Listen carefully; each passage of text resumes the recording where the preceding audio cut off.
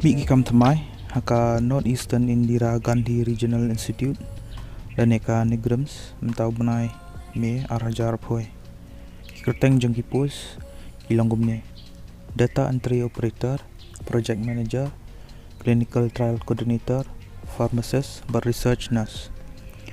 Itu ki bakwa ban apply ki hak ban submit yaki applications hapo ke RTO. Kini kilong ki salary lan iki tulop jong kini ki post. Yaka clinical trial coordinator kadai laipo jas benai. Yaka research nurse katsana jas benai. Yaka data entry operator katsana jas benai. Yaka project manager sanpo jas benai. Bat yaka pharmacist laipo hajar benai. Ki upper age limit jong kini ki post kilong kumne.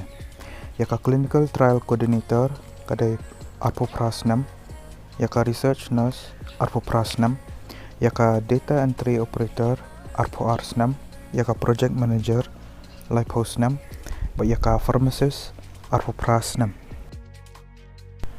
Ki educational qualifications lani ki jingdon kam syaba pin apply kini ki post kalong kumne.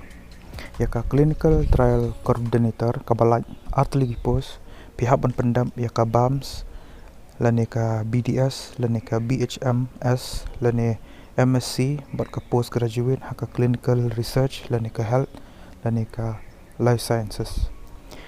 Ya ka post research nurse ka balaj artli ki post pihak ban pendam ya ka BSc nursing.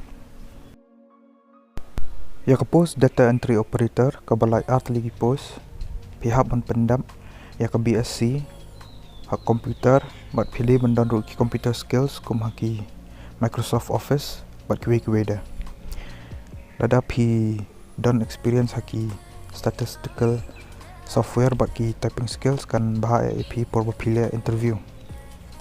Ya ka kam project manager pat kabalat kawai ke post pihak ban pendam ya ka MSc bat ke postgraduate haka clinical research dan ka health dan ka life sciences. Bat khado ya ka post pharmacist kabalat kawai ke post pihak ban pendam ya ka B farm.